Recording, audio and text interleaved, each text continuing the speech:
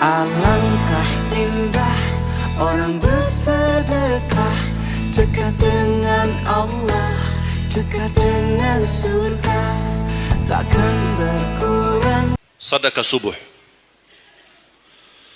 Sedekah subuh, kenapa saya berkata sedekah subuh? Bukan berarti tidak boleh sedekah di waktu yang lain.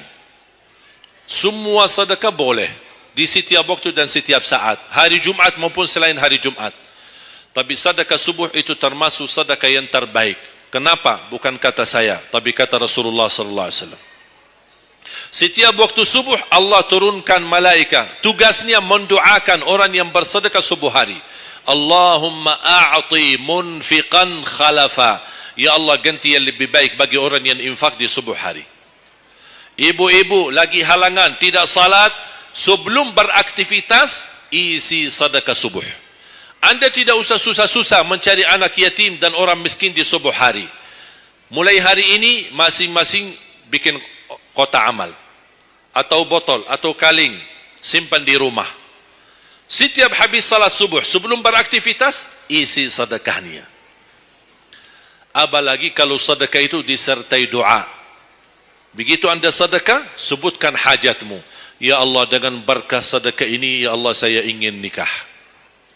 Mudahkan jodoh. Nikah lagi juga boleh doa, tidak apa-apa. Ada yang sedang melamar kerjaan, Anda isi, wallahi dahsyat, amalan ini wallahi dahsyat, manfaatnya banyak untuk menyembuh penyakit, menabulkan hajat, memudahkan urusan, dan tidak pernah saya sampaikan amalan ini, semua alhamdulillah berhasil mendapatkan hajatnya. Begitu Anda isi, doa, ya Allah, dengan berkah sedekah ini mudahkan lamaran kerjaan saya. Ya Allah, dengan berkah sedekah ini mohon titipkan pahalanya untuk kedua orang tua saya. Kalau ada yang merasa dirinya suka marah, suka emosi, ya Allah, dengan berkah sedekah ini tenangkan hati dan jiwa saya agar tidak emosi lagi. Ya Allah, dengan berkah sedekah ini karuniai kepada aku anak penghafal Al-Quran. Bu, jemaah sekalian, saya berkeluarga 12 bersaudara, timnas. Dan kami memang sudah disusun satu lusin. 12 ini mempersiapkan kalau timnas kita belum mampu membawa juara, insyaAllah kami sekeluarga siap mengganti timnas. Alhamdulillah, dari saudara saya 12 ini 10 penghafal Al-Quran. Tapi orang tua saya awam. Percaya enggak?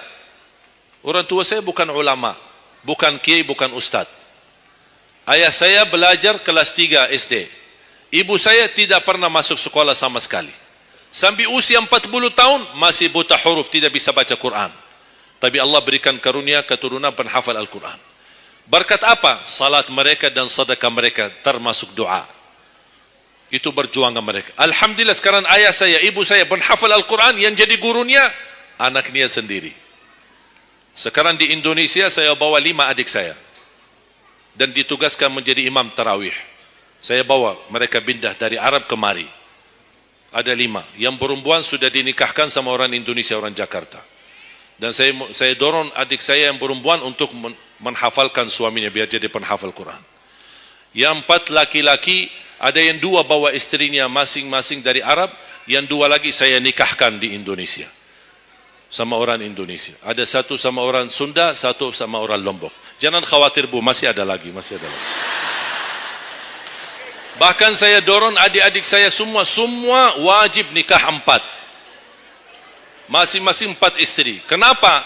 Supaya banyak keturunan. Kalau bisa setiap satu istri 12, satu lusin. Masya Allah, luar biasa. Mengapa? Karena kita punya perjuangan yang masih panjang. Cita-cita saya mencetak 1 juta penghafal Al-Quran di Indonesia. Ketika saya datangkan adik saya tugaskan sama mereka dan tegas. Kalau kalian datang hanya mau berhiburan, pulang. Kalian di sini untuk bersama-sama memperjuangkan untuk mencetak 1 juta penghafal Al-Quran. Dan alhamdulillah program ini sudah jalan. Dan kita terus memperjuangkan. Dan saya harap semua jamaah insyaAllah berkenan terlibat dalam program ini. Cita-cita saya, semua masjid se-Indonesia InsyaAllah diimami imam penghafal Al-Quran 30 juz. Bahkan lebih hebat lagi cita-cita saya. InsyaAllah saya yakin akan terjadi. InsyaAllah di demikian hari, di waktu yang Allah insyaAllah tentukan, insyaAllah presiden kita penghafal Al-Quran. Coba, ya Allah, rasanya enak. Langsung diumumkan di Masjid Istiqlal, khatib dan imam salat Idul Fitri, penghafal Al-Quran 30 juz, Presiden Republik Indonesia. Oh, mantap. Imam salat Idul Adha, Presiden kita. Salat Jumat, khatib dan imam, Presiden kita. Tidak perlu ganti imam. Sudah tidak perlu ganti imam, subhanallah. Luar biasa. Coba, saya kagumi ketika membaca dan melihat YouTube-nya Presiden Erdogan, Turki. Walaupun beliau bukan penghafal Al-Quran, tapi murattal bacaannya beliau, Masya Allah. Mana ada sekarang presiden di dunia Islam sebagaimana bacaannya yang benar. Ini sudah saatnya, tapi bukan sekarang ya, nanti maksud saya, sabar dulu. Nanti jadi kacau nanti, semua, sabar dulu. InsyaAllah ada waktunya, InsyaAllah. Mulai dari sekarang kita ayo bersama-sama mempersiapkan untuk kalau anda gagal menjadi penghafal Al-Quran, jangan gagal anakmu, cucumu, generasi yang ini semua.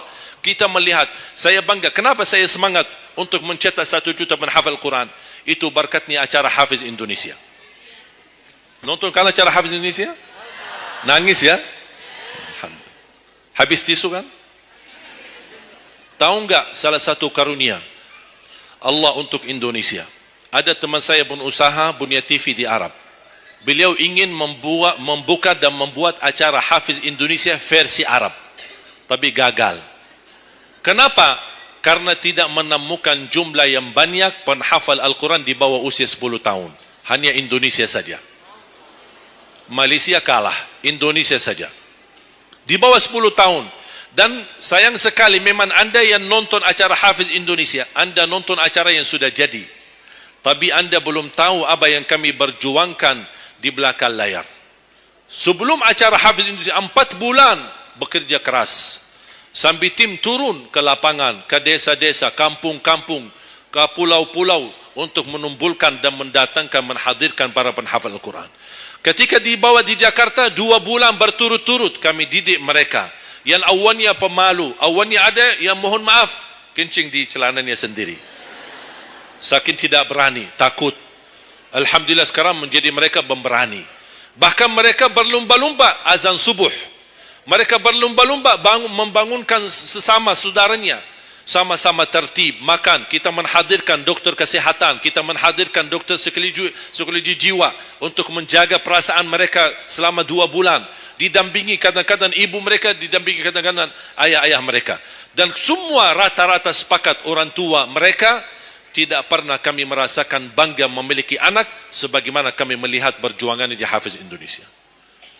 Dan alhamdulillah begitu selesai acara Hafiz Indonesia, kami tidak tinggalkan mereka. Kami terus kawal, kami terus pimpin. Dan alhamdulillah mereka di kampung masing-masing sudah membangun rumah tahfiz. Ada yang membangun pesantren untuk mencetak dan melahirkan jumlah yang banyak penghafal Al-Quran. Dan ini perjuangan luar biasa. Tidak mudah. Berapa biaya yang dikeluarkan. Dan mohon maaf, belum ada sponsor yang bisa mensponsori kita dan membayar full untuk kita. Kita terus bekerja keras. Dan alhamdulillah masih Allah hantarkan kepada kita orang yang dermawan, orang yang baik, yang berduli dengan dan mencintai Al-Quran. Allah anugerahkan. Wallahi menurut saya, saat ini, zaman ini, sedekah yang terbaik dan yang termulia, semua apapun yang terkait dengan Al-Quran, itulah yang termulia. Makanya boleh anda ketika anda bersedekah, jangan lupa disertai doa. Di antaranya anugerahkan ya Allah Indonesia menjadi negara Al-Quran. Tapi tolong fokus. Kalau anda isi sedekahnya, tolong disesuaikan. Jangan isi sedekahnya koin, teng, tapi doanya sampai terbit matahari. Tidak ada malunya. Kata Allah, koin-koin aja sedekahnya, doanya dah habis-habis. Hajatnya panjang, lebar.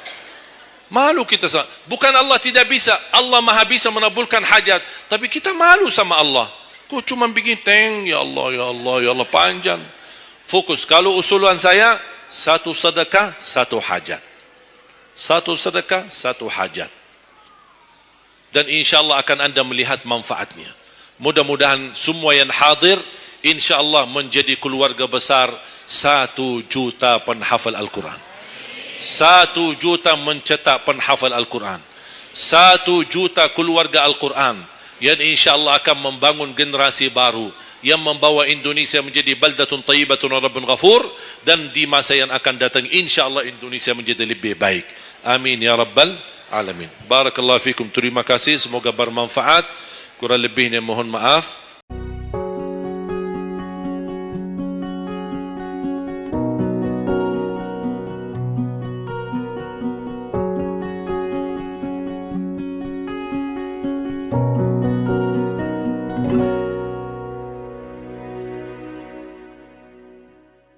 Assalamualaikum. Waalaikumsalam. Ibu namanya siapa, Bu? Yati. Tinggal di mana? Rusunawa. Rusunawa, nggih. Sekitar sini berarti. Iya. Berapa lama ikut acara ini? Udah ada berapa kali? 6 kali mungkin ada. Tahu nggak acara ini namanya apa? Sedekah itu indah. Slogannya apa acara ini, Mbak? Yuk ambil sedekah, yuk ikut sedekah. Punya kesan-pesan nggak buat acara ini? Ya kesannya semoga lancar terus, bisa berbagi terus berkah buat semuanya. Selama ini manfaat yang dirasakan apa acara itu? Ya meringankan untuk ibu-ibu lah. Lumayan meringankan, Iya. nggih. Masak buat berapa orang di rumah? 3 orang. 3 orang. Iya. Ini cukup, nggih. Cukup. Terus harapannya buat acara ini ke depan biar seperti apa? Pengennya ya lebih lancar lagi, lebih banyak lagi. Lebih lancar Iya. lagi, lebih banyak 57. paketnya gitu. Ya lebih banyak paketnya supaya semuanya kebagian kayak gitu.